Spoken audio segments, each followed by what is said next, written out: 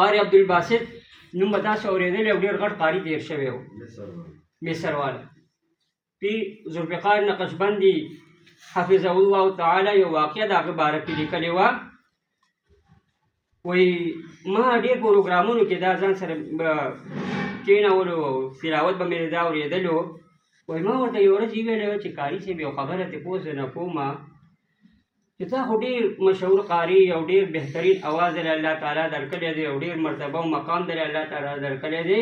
اسلامي ملکونو کې د هر یو بچی پېژني ستا او تلاوت اوري. لیکن ما دا ووایه چې دې په خپله زندګۍ کې دا د قرآن شریف څه معجزه کتلې ده.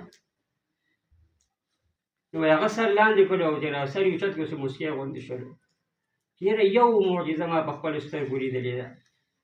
خو چې هغه څنګه خو چې زمونږ د مصر صدر و جمال عبدالناصر هغه ټایم کې روس چې کوم و که نه هغه پوره دنیا کې سپر پاور و.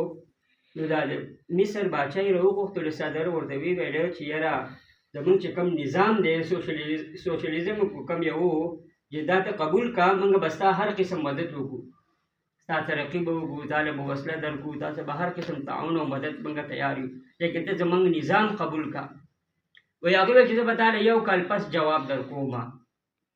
کله چې یو کال تېر شو نو ټایم یې راللو د روس صدر ول خط راولېږه چې یاره ته خپلې وعدې باندې برقراره یې او که نه یې. نو جمال عبدالناصر ورته په جواب کې ولیکو چې زه سبا درځم.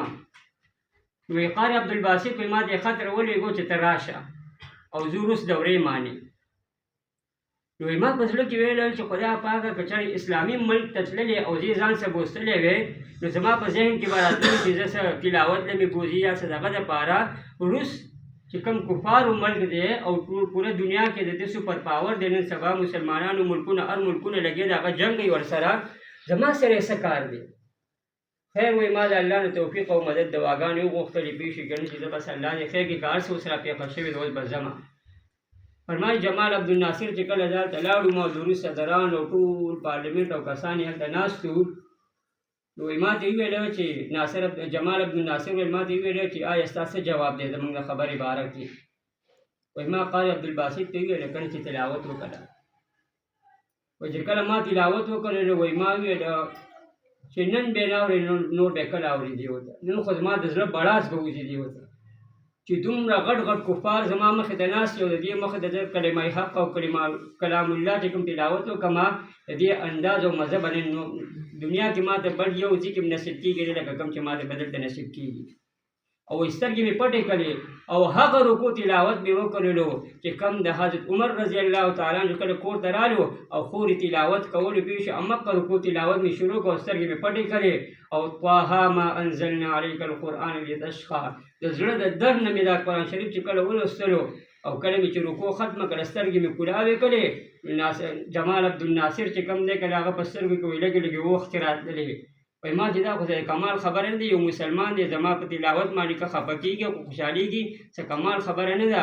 خو چې کله مې دې کفارو ته وکتل پېښې که نه و چې د هغو مخونه د اوښکو نه ډک وو په شیبو شیبو باندې هغو ژړلي وه. د قرآن شریف هیبت او دغه چې کوم دی که نه هغه د هغو نه نشو برداشت کېدلی. نن موږ او تاسو زموږ مخامخ د قرآن شریف تلاوت کېږي څوک خبرې کوي څوک څه کوي څوک څه کوي د قرآن شریف هغه قدر زموږ د زړونو نه ختم شوی ځکه الله تعالی موږ سره بیا خپلې فیصلې هم سختې کوي اسانې نه کوي. یو کفار زړه چې کوم دی د کافر زړه چې کوم دی د قرآن شریف د تلاوت نه نرم کېدی شي لیکن د مسلمان زړه چې کوم دی که د هغه د قرآن شریف د تلاوت نه نشي منور کېدلی. ډېر د افسوس خبره ده زموږ دپاره ورونو. قرآن شریف د خپلې زندګۍ مقصد جوړ کړي. قرآن شریف دپاره د خپل زړونو کې ځای ورکوي.